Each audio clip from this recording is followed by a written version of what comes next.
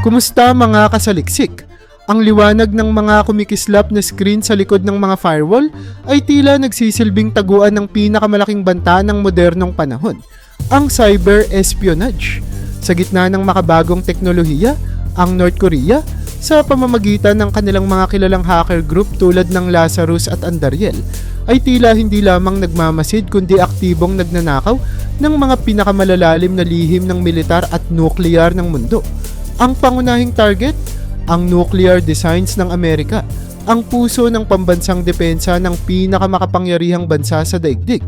Ayon sa mga ulat na inilabas ngayong taon, lumalabas na ang North Korea ay tahasang naglunsad ng coordinated cyber attacks upang makuha ang classified blueprints ng mga sandatang nuklear mula sa mga defense contractors at think tanks ng Estados Unidos.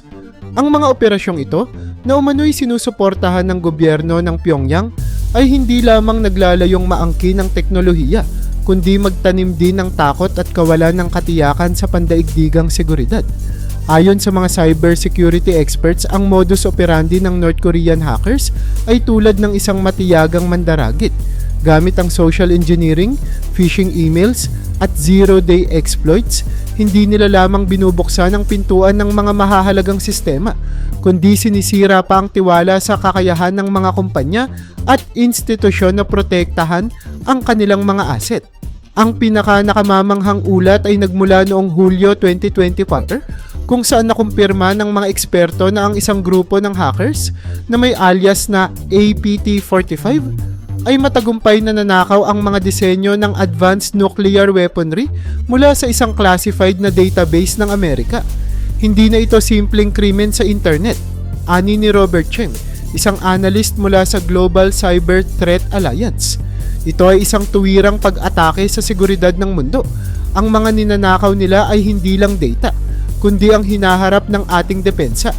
Ang kaisipang North Korea ang nasa likod ng mga ito ay lalong nagiging malinaw dahil sa mga pattern ng aktibidad na iniwan ng mga hacker. Ilang beses nang natrace ang kanilang operasyon pabalik sa mga tanggapan sa Pyongyang, kung saan ang gobyerno ni Kim Jong-un ay tahasang itinanggi ang mga alegasyon. Subalit ang katotohanan ay hindi na maitatago. Ilang beses nang nahuli sa akto ang mga hackers na tila may awtoridad mula sa itaas. Ang epekto ng cyber espionage na ito ay hindi lamang nararamdaman sa Amerika. Ang mga alyado nito tulad ng South Korea, Japan, at mga bansa sa Europa ay nagsimula ng maghigpit sa kanilang cybersecurity protocols, kasabay ng pagdami ng mga ulat ng kahalintulad na pag-atake sa kanilang mga defense industries. Sa kabila ng lahat, ang Amerika at ang mga kaalyado nito ay hindi nagpapatinag. Naglaan ng bilyon-bilyong dolyar para sa cyber defense systems ang Pentagon, habang pinaiigting ng mga intelligence agency ang paghahanap sa mga posibleng kaalyado ng North Korea sa black market. Ngunit sa kabila ng lahat ng pagsisikap, tila nananatiling lihim ang tunay na lawak ng pinsala. Ang labanang ito ay hindi lamang laban ng Amerika kundi ng buong daigdig, wika ni General Michael Strafford ng US Cyber Command. Ang bawat impormasyong nanakaw ay tila isang piraso ng domino na maaaring magdulot ng malawakang epekto. Habang tumitindi ang tensyon sa pagitan ng North Korea at ng pandaigdigang komunidad, malinaw ang isang bagay: hindi lamang armas at bala ang sandata ng makabagong panahon. Sa madilim na sulok ng internet, ang digmaan ay isinasagawa sa mga linya ng code, at ang North Korea ay walang alinlangang isa sa mga pinakamalalaking banta sa kapanatagan ng mundo.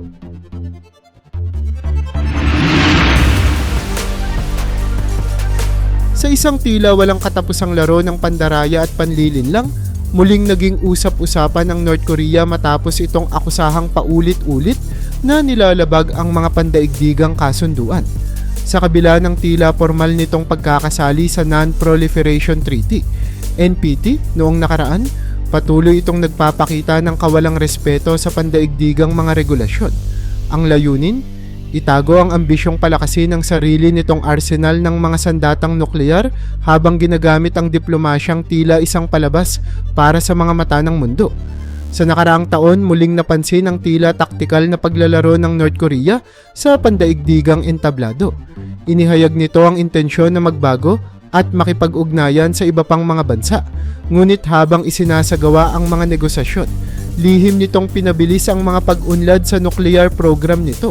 Ang tila pag-amin ng kagustuhang makipagtulungan ay naging bahagi ng isang mas malaking plano.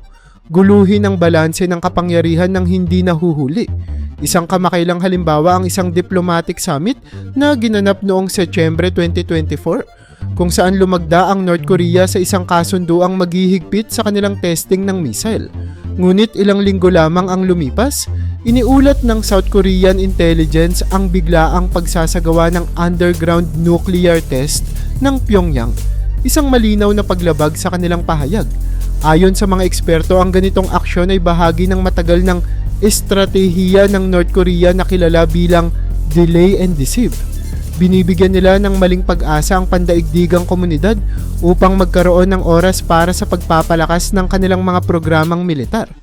Ang North Korea ay isang bihasang manlalaro pagdating sa ganitong klase ng diplomasya, wika ni Professor Eleanor Price, isang eksperto sa pandaigdigang relasyon.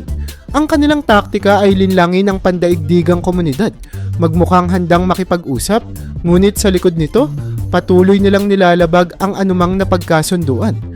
Kasabay nito, umuusbong din ang ulat na ginagamit ng North Korea ang mga pandaigdigang humanitarian aid upang pondohan ang kanilang mga military projects. Sa halip na direktang makatulong sa kanilang mga mamamayan, ang ilan sa mga natatanggap nilang donasyon ay napupunta sa pagtatayo ng mga pasilidad para sa paggawa ng armas. Ang pang-aabuso sa kabutihan ng pandaigdigang komunidad ay tila nagiging normal na gawain ng rehimen. Habang patuloy na umiikot ang mga usapan ukol sa pagbibigay ng parusa o dagdag na sanksyon sa North Korea, tila walang malinaw na solusyon upang mapahinto ang sistematikong paglabag nito. Ang bawat hakbang tungo sa diplomasya ay nagiging hakbang din ng rehimen upang lalo pang palakasin ang kanilang kapangyarihan. Ang mundo ay nasa alanganin. Paano haharapin ang isang kaaway na bihasa sa panlilinlang ngunit may kakayahang wasakin ang kapayapaan ng lahat?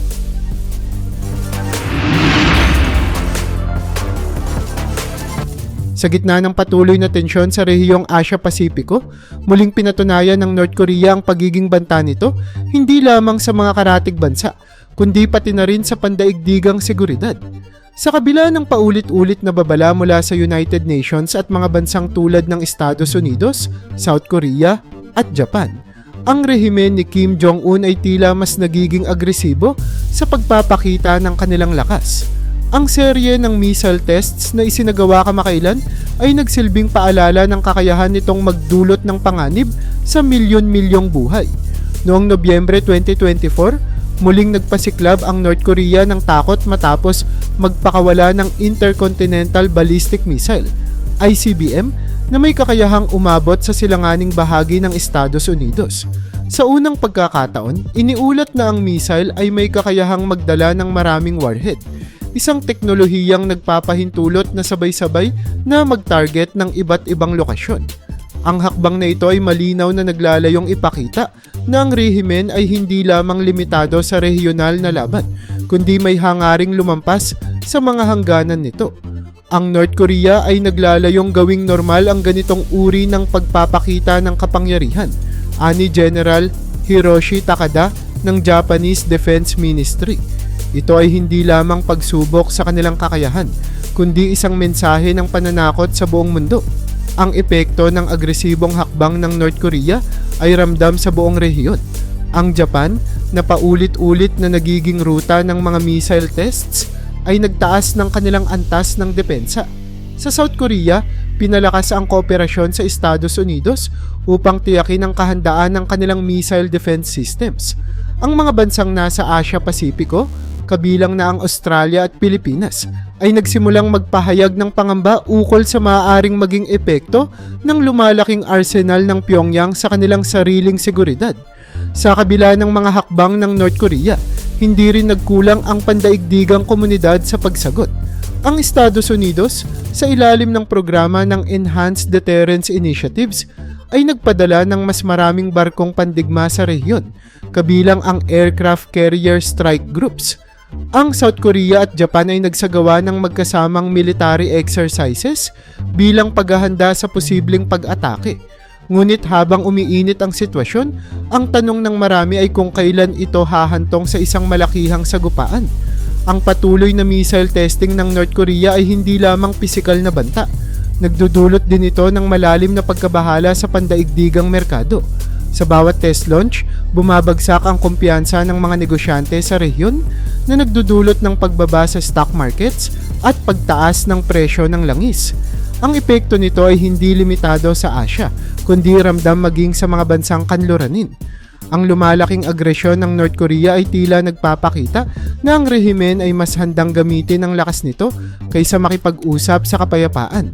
Habang pinapanood ng mundo ang bawat kilos nito, malinaw na ang bawat paglipad ng missile ay isang hakbang na mas malapit sa potensyal na pagkawasak. Ang tanong ng lahat ay simple ngunit nakakapangilabot. Kailan magtatapos ang banta? At ano ang magiging halaga ng kapayapaan?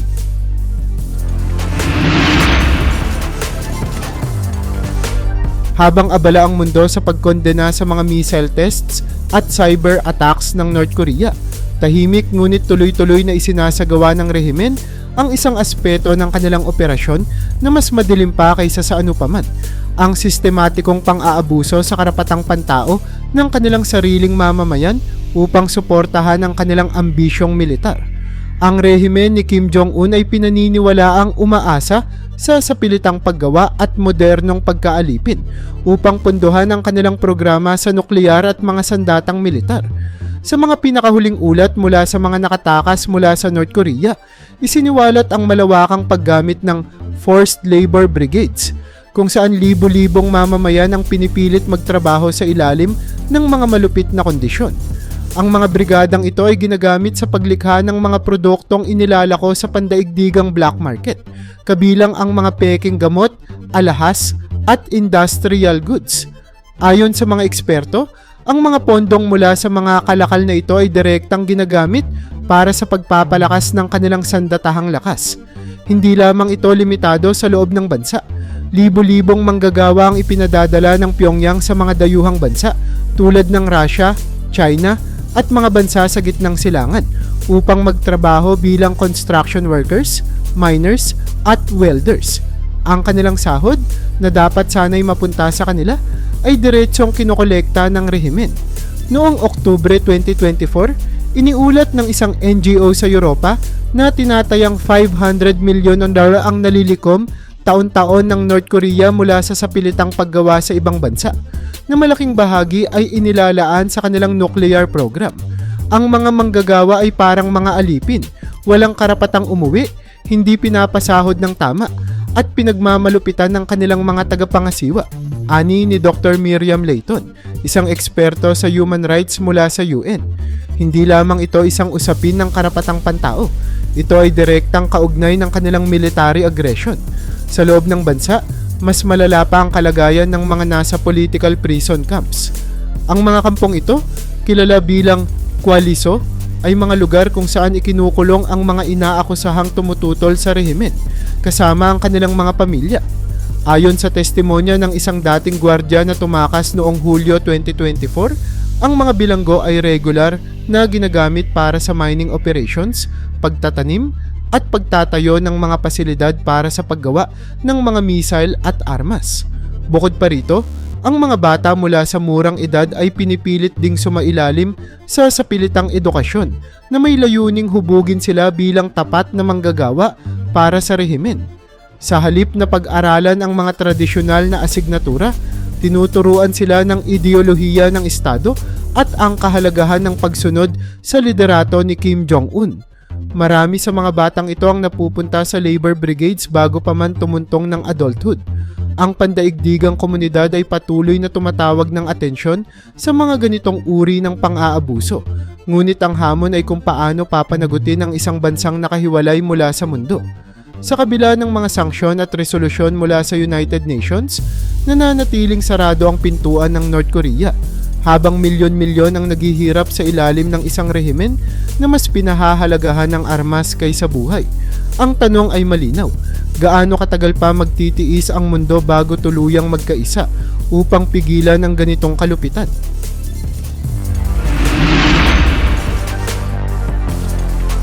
Sa Sa ilalim ng rehimeng Kim Jong-un, ang pag-aalaga sa mga bata ay nagiging bahagi ng isang mas malalim at mas nakakabahalang plano. Ang sistematikong paggamit sa kanila bilang kasangkapan ng propaganda at pagsasanay sa karahasan. Ang mga batang North Korean sa murang edad pa lamang ay sa pilitang pinapasailalim sa indoctrination na may layuning ihubog sila bilang mga sundalo ng Estado, handang magsakripisyo para sa diktador at laban sa mga itinuturing na kaaway ng bansa. Mula sa kanilang unang hakbang sa paaralan, tinuturuan ng mga bata ng mga aral na puno ng puot laban sa kanluran, partikular na sa Amerika at sa mga alyado nito. Ang mga silid-aralan na dapat sanay puno ng kasiyahan at kaalaman ay nagiging entablado ng radikalisasyon. Sa halip na mag-aral ng agham o sining, binibigyan sila ng mga libro na naglalarawan ng Amerika bilang demonyo at ang mga missile ng North Korea bilang sagisag ng tagumpay. Ayon sa mga ulat mula sa mga nakatakas mula sa North Korea, ginagamit pa ang mga laruan at laro para sanayin ang mga bata sa karahasan. Sa isang dokumentong inilabas noong Oktubre 2024, isinalaysay ng isang dating guro ang isang aktibidad kung saan ang mga mag-aaral ay kailangang maglaro ng sundalo laban sa Amerikano. Ang layunin, patumbahin ang mga kalabang ipinapakita bilang mga karakter na nakasuot ng unipormeng Amerikano. Ayon sa guro, tinuturo ang larong ito bilang edukasyon sa pagtatanggol. Ngunit hindi nagtatapos sa mga paaralan ang pagsasanay sa karahasan. Ang mga kabataan, lalo na ang mga nasa edad demam pataas, ay bahagi ng tinatawag na Red Youth Vanguard, isang programang militar na nagsasanay sa kanila sa paggamit ng mga armas, pagsunod sa utos ng walang tanong, at pagsasagawa ng mga mock military operations. Ang programang ito ay nakabalangkas upang gawin silang handa sa anumang labanan, kahit na ito ay nangangahulugan ng pagkamatay. Sa mga pinakahuling ulat mula sa isang international watchdog group, nalaman na ang mga batang miyembro ng Vanguard ay regular na isinasabak sa mga malulupit na training exercises sa ilalim ng matinding kondisyon. Kabilang dito ang sapilitang pagmarcha ng milya-milya, pagsasanay sa paggamit ng baril, at pagsabak sa simulated combat scenarios. Ang ilan sa mga batang ito, ayon sa mga ulat, ay napilitan ng umanib sa aktwal na militar kahit hindi pa sila nasa tamang edad. Bukod pa rito, ang propaganda machine ng rehimen ay gumagawa ng paraan upang gawin itong karangalan para sa mga pamilya. Ang mga magulang na may mga anak na nagiging bahagi ng Vanguard ay binibigyan ng espesyal na pagkilala at mga benepisyo, ngunit hindi rin sila maaaring tumanggi. Ang sino mang magulang na magpapakita ng pagtutol ay maaaring kasuhan ng pagtaksil sa estado. Habang pinagmamasdan ng mundo ang patuloy na paglabag ng North Korea sa mga pandaigdigang batas, nananatili ang tanong kung paano poprotektahan ang mga bata na biktima ng ganitong klase ng pagmamanipula. Ang mga batang ito, na dapat sana'y may malayang kinabukasan, ay ginagamit na lamang bilang mga pyesa sa isang mas malupit na plano. Ang kanilang inosente, na dapat ay kanlungan ng pag-asa, ay nagiging kasangkapan ng digmaan. Hanggang kailan magbubulag-bulagan ng mundo sa kalupitang ito?